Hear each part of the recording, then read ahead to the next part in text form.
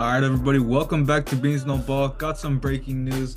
Obviously, we've been getting obviously all the coaching news, and we're kind of maybe considering leaving all the firings, all the turnaround for its own separate video. But we got two very big surprises to get into. So, I mean, let's just get right into this one because you can definitely say no one saw these coming.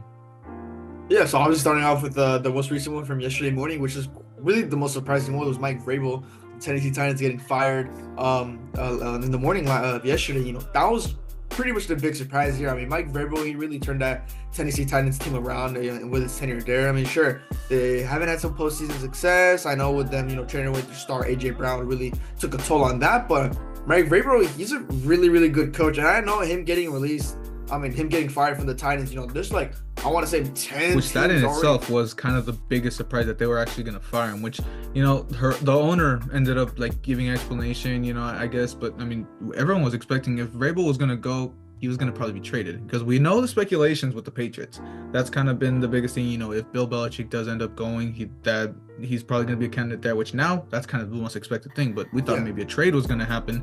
So then, she was saying something about like, oh, we would have to wait so long if a trade was going to happen, and we don't want to be at the end of the line. We want to have they want to have their own time to actually have the whole, I don't know, I guess like a 3-week head start on actually starting their head coach search instead of waiting for that trade to happen. Which, in a way, I get that, but why are you giving away all that possible compensation you could be getting for a top head coach? Because now this is probably the top candidate for head coaches going into this offseason. Yeah, and I mean, speaking of that trade, he was most likely going to be traded. They were in trade talks, but like you're saying there, why give up that much, picks or players when, he's a good coach? There's no point of releasing him. He's the reason the Tennessee Titans was even relevant in these past couple of weeks. So, still waiting on the stats with Bill Belichick. They're most likely going to part ways, but nothing official has happened yet.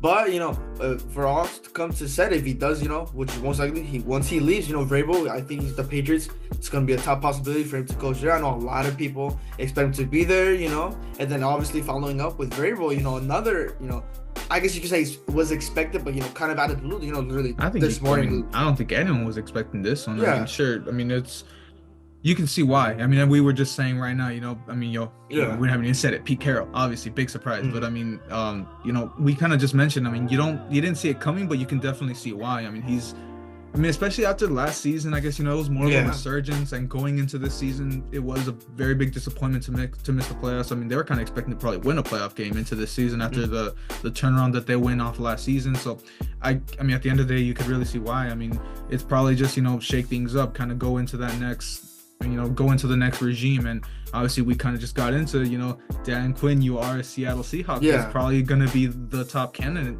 I mean, Schefter was just talking about it earlier. It was, I mean, he's from, well, I guess you could say he's familiar with the organization because he was in, he did originate the Legion of Boom. There's so much change, so many changes have already happened since then. So like, there's some things you could look at, but yeah, he was Pete Carroll's DC before they won the Super Bowl, I believe, or just right around that time. That's what ended up getting him that job in Atlanta. So, I mean, he's probably, the main guy that you're looking at. Obviously, there's other, I guess, defensive coaches seem to be, their mantra right now. You probably look into, no one's throwing this around, but maybe a Raheem Morris. Obviously, he's going to be very sought after. So we'll probably get into a video about what coaches are going to be more sought after in the future. But I mean, you can definitely expect.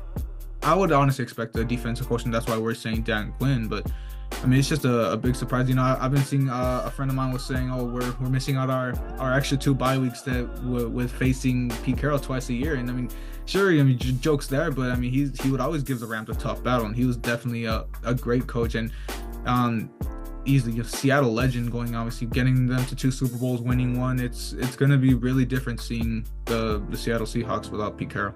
Yeah, I mean, Pete Carroll, he's another example of the coach that really turned that franchise around, especially when he started out there. I know with Russell Wilson, Marshawn Lynch, Doug Baldwin, Tyler Lockett is on the team, and then the Legion of Boom that brings up DQ. He built that team. He literally built that defense. The 12th man, the Legion of Boom. He was the reason of the Legion of Boom, and obviously, like I said, that's what got him the coaching tenure in Atlanta. And obviously, these defensive coordinators. There's really a lot of them that could be potential head coaches. I know you mentioned Raheem Morris, who that Rams defense, it's okay to the standards. Obviously, there's a little, if you play calling here there, but those two guys, there could be potential. Really, DQ for the Seahawks is more. He has more insight with the organization. Good throw more. It's just.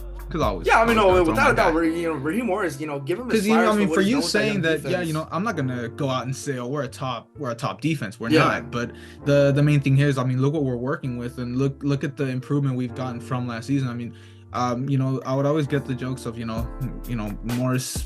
He would always be a guy that he would kind of be scapegoated, but we see, he's definitely. He did so much to really build back this Rams defense off of the struggles that they had last year, and he did so much in the Super Bowl winning season 2 years ago. So that's why, I mean, obviously, I'm surprised he didn't get a job after the Super Bowl, but obviously, right now, I would expect him to be someone to probably move on to bigger things right here.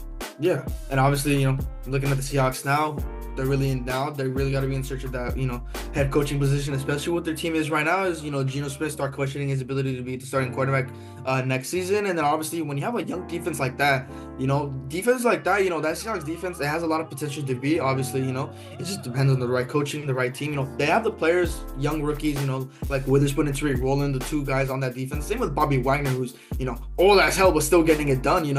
Really young, and like I said, defenses like this, they don't last that long, so they really got to get a competent offense like we see with Russell Wilson when he was a quarterback in his tenure with the Seahawks. How great that offense was, how great that defense was. It's just really hard to pick now. And now, the owner, the GM, they really got to think this through, who's going to be the next coach of the Seattle Seahawks.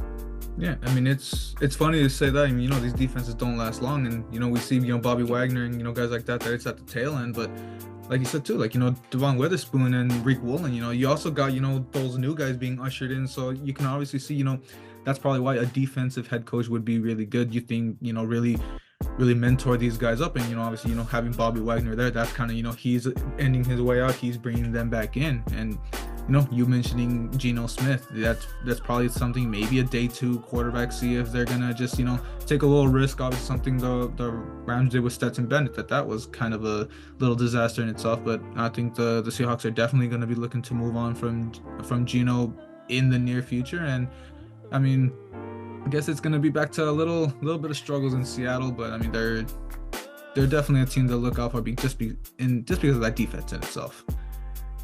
But of course, that is going to wrap us up. Just a little quick video to get these, I mean, like we were saying, very surprising news to say the least. It's going to be crazy to see Pete Carroll out of Seattle. And I mean, back to Vrabel, just in itself, just seems like a bonehead move that's going to hurt the Titans moving forward. But obviously, we'll get that playoff preview coming out soon. Hope you guys stick around for that.